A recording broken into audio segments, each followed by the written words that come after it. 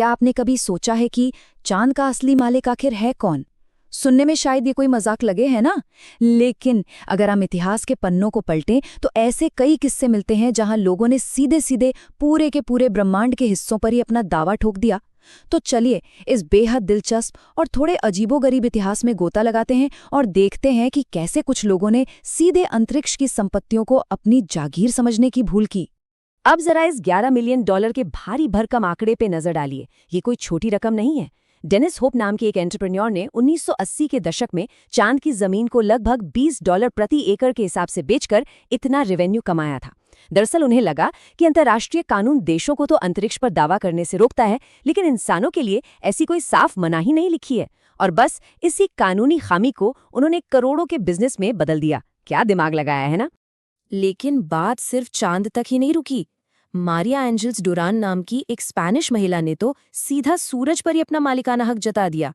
और तो और उन्होंने ईबे पर सूरज के 1-1 मीटर के टुकड़े सिर्फ €1 में बेचने की कोशिश भी की। जरा उनका प्रॉफिट स्प्लिट तो देखिए, 50% स्पेनिश सरकार को, 20% पेंशन फंड को और बाकी रिसर्च, गरीबी हटाने और खुद के लिए। मतलब सूरज को बेचना और फिर उसका मुनाफा भी बांटना, ये सच में किसी साइंस फिक्शन फिल्म की कहानी से कम नहीं लगता। खैर, इन मजेदार और मनगढ़ंत रियल एस्टेट के दावों को अब एक तरफ रखते हैं। अब हम उस गंभीर और ठोस वास्तविकता की बात करेंगे जो इन सब से बिल्कुल अलग है, यानी हमारा अंतर्राष्ट्रीय अंतरिक्ष कानून। ब्रह्मांड कानूनी तौर पर कैसे काम करता है, ये समझना हमारे भविष्य और पूरी मानव जाति के लिए सच में बहुत ज्यादा अहम है। तो इस चर्चा में हम सबसे पहले अंतरिक्ष के स्वामित्व वाले इन अजीब दावों पर नजर डालेंगे। उसके बाद आउटर स्पेस ट्रीटी की सच्चाई को समझेंगे, फिर अंतरिक्ष के कुछ कड़े नियमों की बात करेंगे और आखिर में देखेंगे कि आज के समय में अंतरिक्ष कानून के सामने क्या-क्या नई चुनौतियां आ रही हैं। तो चलिए अपनी पहली थीम से शुरू करते हैं, सितारों को बेचना। जैसा कि हमने अभी देखा, लोग दशकों से कानूनी खामियों का फायदा उठाकर ब्रह्मांडीय पिंडों पर अपना दावा करते आ रहे हैं। और यकीन मानिए, ये किस्से यही खत्म नहीं होते। एक कहानी तो और भी ज्यादा हैरान करने वाली है। ग्रेग निमित्ज नाम के एक शख्स ने एस्टेरॉयड 433 ईरोस को अपनी प्राइवेट प्रॉपर्टी घोषित कर दिया। हद तो तब हो गई जब नासा का नियर स्पेसक्राफ्ट उस एस्टेरॉयड पर उतरा और भाई साहब ने सीधा नासा को ही $20 का पार्किंग बिल भेज दिया। भले ही उनका ये दावा अदालत में 1 सेकंड भी नहीं टिका, लेकिन इसने अंतरिक्ष में प्रॉपर्टी की इस पूरे आइडिया को खूब हवा दी। अब बढ़ते हैं अपनी दूसरी थीम की तरफ, जो है अंतर्राष्ट्रीय कानून की असलियत। इन सारे काल्पनिक दावों के बीच चलिए देखते हैं कि कैसे दुनिया भर के देश मिलकर कुछ बहुत ही गंभीर और दुनिया की दिशा तय करने वाले कानूनों के जरिए इस पूरे ब्रह्मांड को कंट्रोल करते हैं। यहीं पर एंट्री होती है 1967 की संयुक्त राष्ट्र की आउटर स्पेस ट्रीटी की। ये वो ऐतिहासिक कानून है जिसने अंतरिक्ष में प्राइवेट ओनरशिप के हर एक दावे को जड़ से खत्म कर दिया। जरा सोचिए, ये संधि 1960 के दशक में अमेरिका और सोवियत संघ के बीच तब साइन हुई थी जब स्पेस रेस का तनाव अपने चरम पर था। इतने भारी राजनीतिक तनाव के बीच दोनों महाशक्तियों का एक मेज पर आना सच में अपने आप में एक बहुत बड़ी कामयाबी थी। 1967 की इस मेन ट्रीटी के बाद चीजें बहुत तेजी से आगे बढ़ीं। अंतरिक्ष की कानूनी व्यवस्था को पक्का करने के लिए लगातार 4 और बड़ी संधियां आईं। 1968 में रेस्क्यू अग्रीमेंट, 1972 में लायबिलिटी कन्वेंशन, 1975 में रजिस्ट्रेशन कन्वेंशन और फिर 1979 में मून ट्रीटी। इन सब ने मिलकर अंतरिक्ष कानून का एक ऐसा मजबूत ढांचा तैयार किया जो आज तक खड़ा है।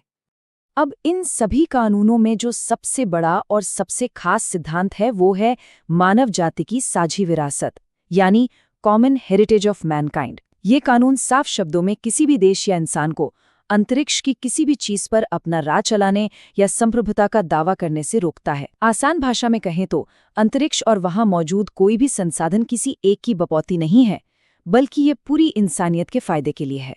चलिए अब हम अपनी तीसरी थीम पर आते हैं, अंतरिक्ष के नियम। अब हम उन खास नियमों को देखेंगे जिन्हें मानना अंतरिक्ष में कदम रखने वाले हर देश के लिए कानूनी रूप से एकदम अनिवार्य है। लेकिन नियम लागू करने से पहले एक बहुत ही मजेदार बहस सामने आती है। आखिर हमारे देश की हवा या एयर स्पेस कहाँ खत्म होता है और आउटर स्पेस शुरू कहाँ से होता है?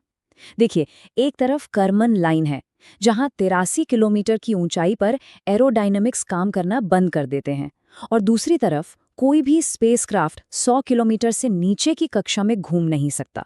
तो इन दोनों के बीच का जो 17 किलोमीटर का दायरा है ना, वो एक ऐसा ग्रे एरिया है जहां कोई भी नियम पूरी तरह से फिट नहीं बैठता। है ना दिलचस्प? अगर हम ब्रह्मांड के मुख्य नियमों की बात करें तो उनमें आकाशीय पिंडों पर कब्जा न करना, सेनाओं की तैनाती पर पूरी तरह रोक, अंतरिक्ष का सिर्फ शांति के लिए इस्तेमाल और इमरजेंसी में अंतरिक्ष यात्रियों को बचाना शामिल हैं। वैसे सैद्धांतिक तौर पर तो सैन्यकरण पर सख्त पाबंदी है, लेकिन उत्तर कोरिया के बैलिस्टिक मिसाइल टेस्ट जैसी आज की घटनाएं इन कानूनों को कड़ी टक्कर दे रही हैं और इन संधियों के सामने लगातार नई चुनौतियां खड़ी कर रही हैं। अब जरा जियो स्टेशनरी ऑर्बिट में सैटेलाइट लगाने के प्रोसेस को समझते हैं, जो कि बहुत ही पेचीदा है। जिनेवा में बैठा अंतर्राष्ट्रीय दूरसंचार संघ या ITU इसे पहले आओ पहले पाओ के आधार पर बांटता है, लेकिन इक्विटी नियम के तहत हर देश को कम से कम एक जगह रिजर्व करने का हक मिलता है। अब इसका नतीजा क्या हुआ? इससे पेपर सैटेलाइट्स का एक बहुत ही अजीब चलन शुरू हो गया है, जहां विकासशील देश अपने हिस्से की जगह को अमीर देशों को किराए पर देकर बढ़िया मुनाफा कमा रहे हैं। जुगाड़ हो तो ऐसा। और अब हम आते हैं अपने आखिरी हिस्से पर, भविष्य के अंतरिक्ष कानून और उनकी चुनौतियां। देखिए, 1967 की बुनियादी संधि ने पिछले 50 सालों से बेहतरीन काम किया है, लेकिन आज की टेक्नोलॉजी इतनी तेजी से भाग रही है कि अब पुराने कानूनों के सामने बड़ी बड़ी मुश्किलें खड़ी हो रही हैं। इसका सबसे बड़ा उदाहरण है 2015 में पास हुआ अमेरिका का स्पेस लॉन्च कॉम्पिटिटिवनेस एक्ट। ये कानून प्राइवेट कंपनियों को अंतरिक्ष से संसाधन निकालने और उन्हें अपने पास रखने की पूरी छूट देता है। अब समस्या ये है कि ये सीधे तौर पर 1979 की मून ट्रीटी वाले साझी विरासत के सिद्धांत से टकराता है। जाहिर है, इस कानूनी टकराव को भविष्य में सुलझाना ही पड़ेगा। एक और बहुत बड़ी और डराने वाली चुनौती है स्पेस डेब्रिस, यानी अंतरिक्ष का कचरा। इसमें धरती की कक्षा में घूम रही वो सारी इंसान की बनाई चीजें और उनके टुकड़े शामिल हैं जो अब किसी काम के नहीं हैं। इस वक्त अंतरिक्ष में लगभग 6,70,000 ऐसे छोटे कण घूम रहे हैं जिन्हें ट्रैक करना तक नामुमकिन है। ये आंकड़ा अकल्पनीय रूप से खतरनाक है और हम सब के अंतरिक्ष भविष्य के लिए किसी टाइम बम से कम नहीं है। ये कचरा कितना जानलेवा हो सकता है, इसका अंदाजा आप 24 मार्च 2012 की इस घटना से लगा सकते हैं। उस दिन इंटरनेशनल स्पेस स्टेशन यानी ISS के 6 एस्ट्रोनॉट्स को एक टूटे हुए रूसी सैटेलाइट के मलबे से बचने के लिए तुरंत अपनी जान बचाकर रेस्क्यू यूनिट्स में भागना पड़ा था। वो यकीनन एक रोंगटे खड़े कर देने वाला पल था, जो हमें याद दिलाता है कि अंतरिक्ष में ये मलबा कितनी बड़ी मुसीबत बन चुका है। इसके अलावा अंतरिक्ष पर्यटन यानी स्पेस टूरिज्म भी नए सवाल खड़े कर रहा है। एक तरफ वो सुरक्षित माने जाने वाले करोड़ों डॉलर के ऑर्बिटल मिशंस हैं और दूसरी तरफ वर्जिन गैलेक्टिक जैसी कंपनियों की सब ऑर्बिटल उड़ानें हैं। सच कहूं तो स्पेस टूरिज्म आज भी एक बहुत ही जोखिम भरा काम है। अगर कोई दुर्घटना हो जाए तो बीमा और जिम्मेदारी किसकी होगी? ये ऐसे मुद्दे हैं जो आज तक पूरी तरह से अनसुलझे हैं। तो इन सब बातों के बाद अंत में एक बहुत बड़ा सवाल हमारे सामने खड़ा होता है। जब आने वाले वक्त में इंसान दूसरे ग्रहों पर अपनी बस्तियां बसाएगा, तो उन नई दुनियाओं पर कानून किसके चलेंगे? क्या 1960 के दशक में धरती पर बैठकर लिखे गए ये पुराने कानून पूरे सौरमंडल में इंसान के फैलने के बाद भी टिक पाएंगे? सच तो ये है कि भविष्य का अंतरिक्ष कानून और इस अनंत ब्रह्मांड में हमारा वजूद शायद इसी एक सवाल के जवाब पर टिका है।